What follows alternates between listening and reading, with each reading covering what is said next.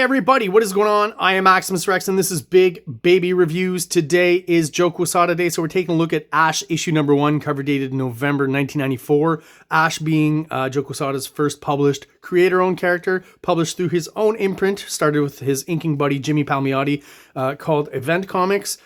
Not a lot of backstory on Event Comics other than to say, you know, I've read recently some interviews stating that Joe Quesada originally with Ash wanted to become, you know, he was offered to be published at Image Comics, and he basically was asking to be, you know, kind of brought in as an extra founding father as part of the Image crew, and Image was not willing to do that at that time, so he went off and started Event Comics off on the side, much like the Image founding fathers started Image a couple years earlier. I think I've talked about this, but Quesada, unfortunately, was just like a year or two later in kind of becoming a popular creator than the Image guys who were working just like in the mid to late 80s and early 90s. Quesada really came into the game in the early 90s and just missed kind of that Image wave by maybe about 2 years, a year and a half.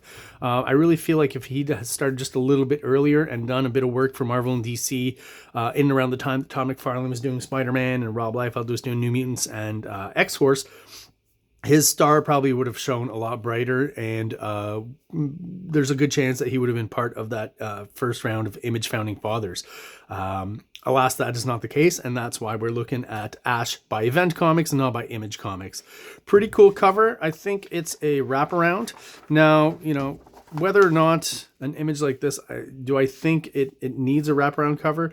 Not really. I don't think it's warranted because there's not really, you know, wraparound covers tend to have, in my mind anyways, more than one central element. Not saying that you can't do that, but, you know, you usually use it where Ash may be a bit smaller and you'd have some other characters, some sort of montage of who else is going to be featured in the series.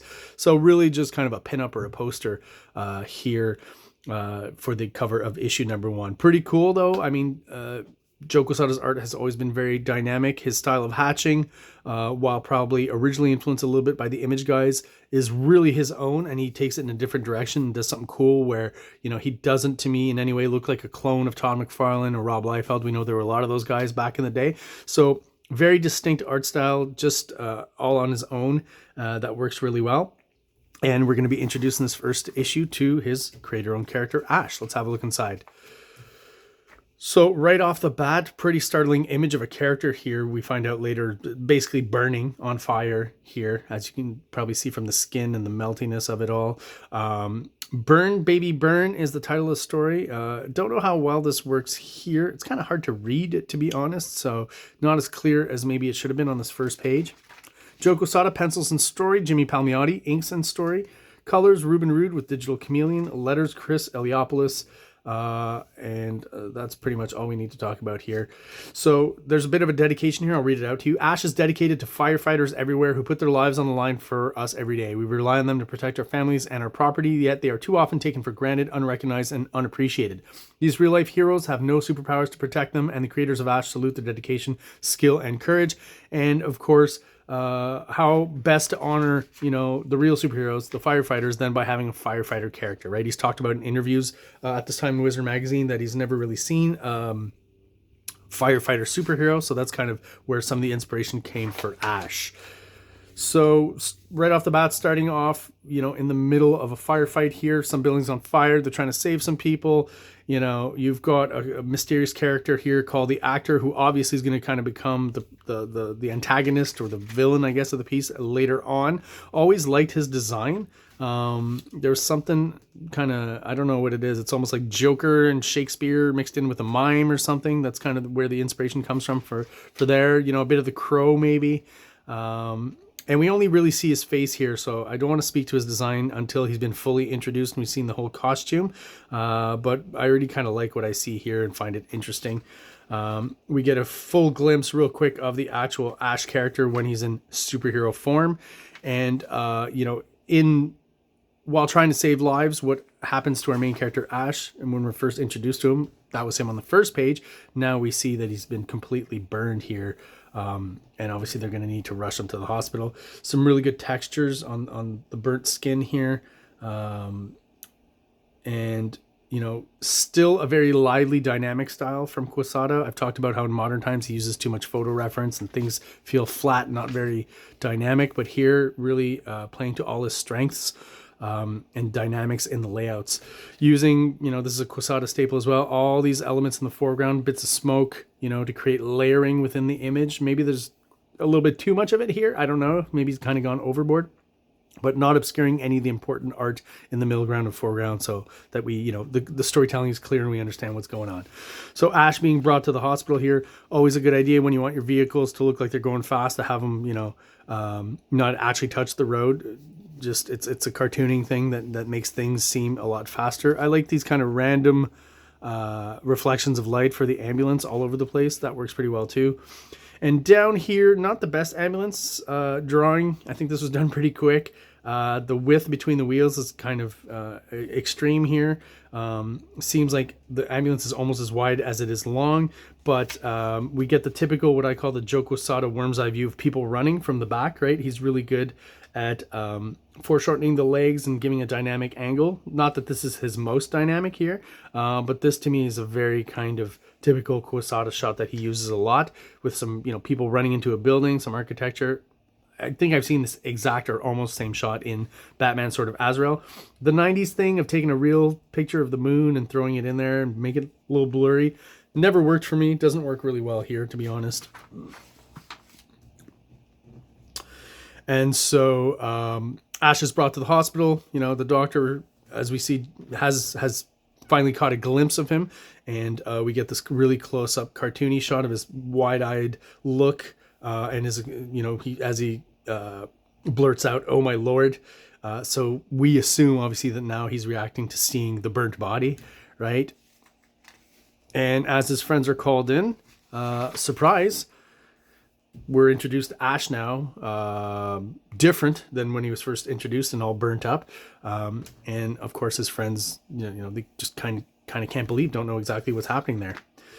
Now we've got the nurse who kind of cuts in and tells them that they got to leave, right? Visiting hours are over, gentlemen. I feel like this nurse character, man, this is a trope that I've seen a lot in comics. I think it originally started, I could be wrong, with the nurse in that Jack Nicholson movie, One Flew Over a Cuckoo's Nest.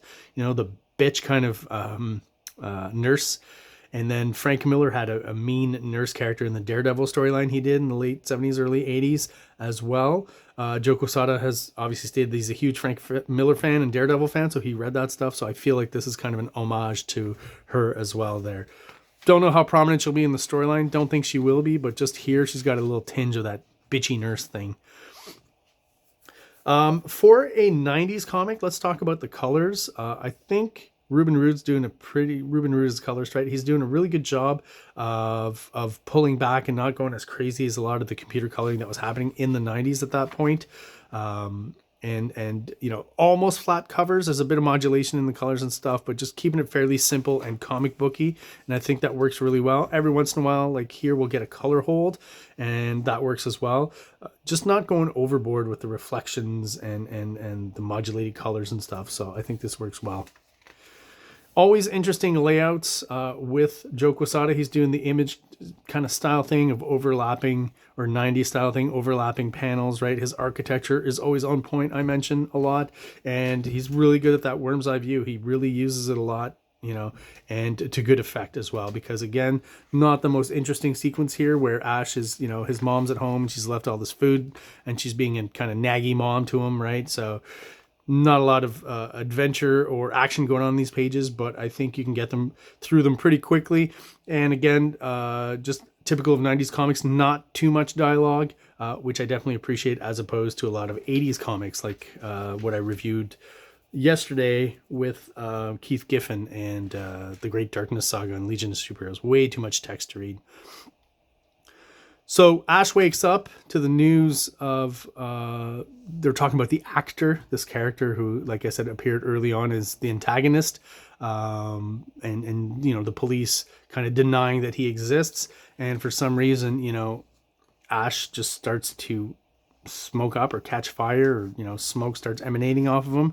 And boom, it's one of those deals where the hero doesn't quite know what's going on and he's going to become a superhero, right?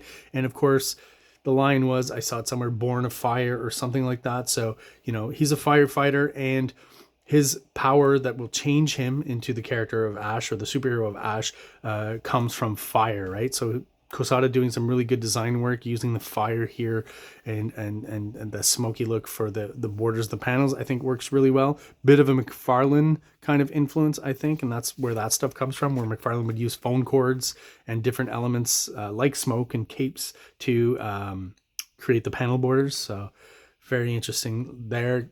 Joe Quesada is known also, just like McFarlane, who always has Felix the Cat in his comics, to have his own, I think it was one cat or maybe two, I guess, because he's drawn two here, his own cats appearing in the comics, right? So there's a bit of a flare up, but nothing actually happens there. But, you know, Ash is kind of confused as to what's actually going on.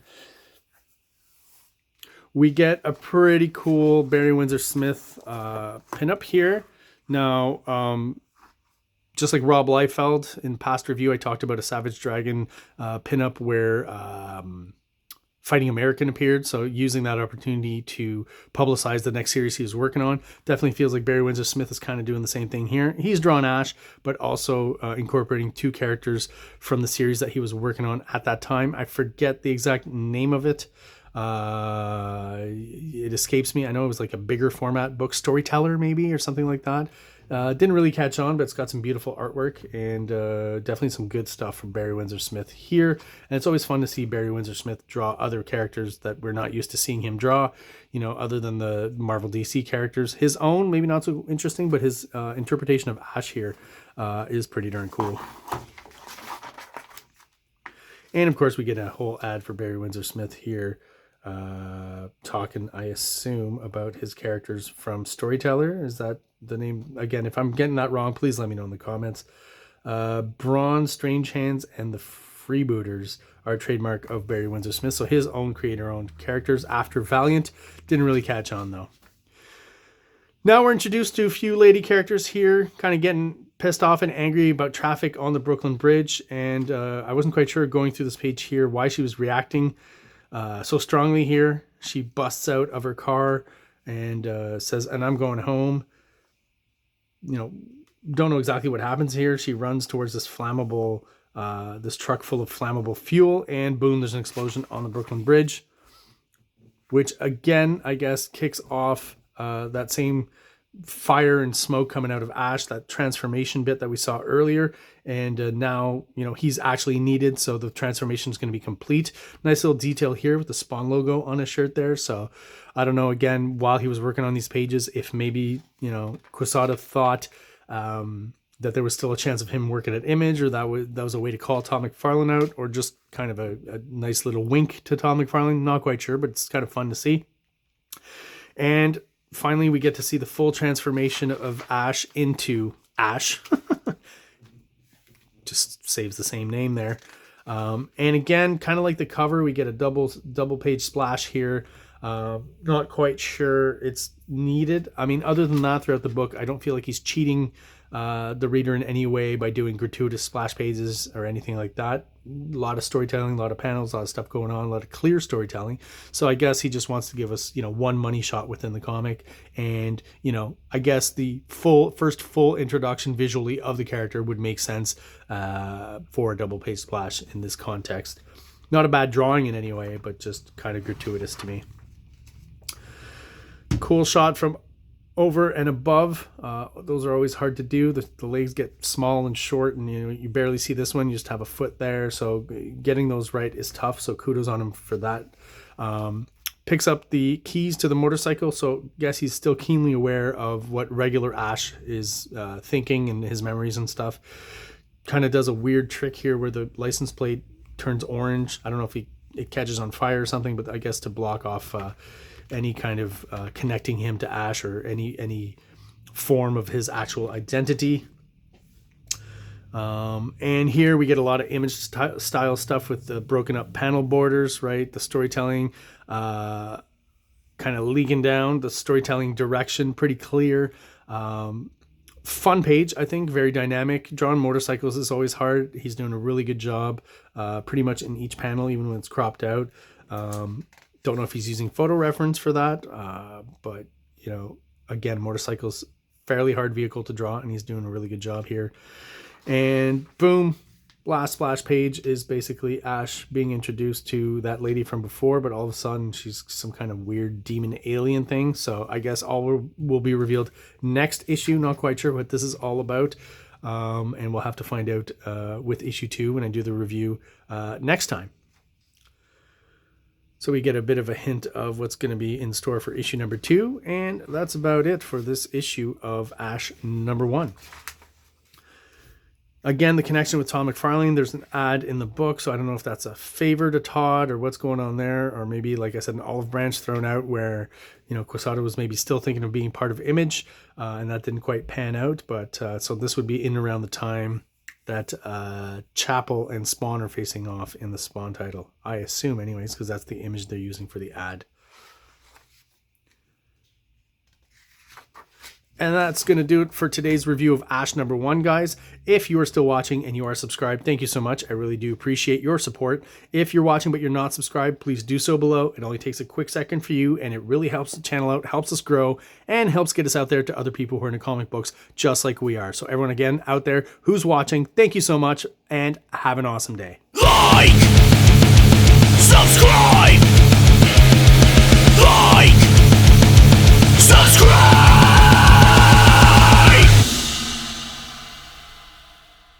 King Comics presents Big Baby, Volume 1, Issues 1 to 13, 204 pages of story and art.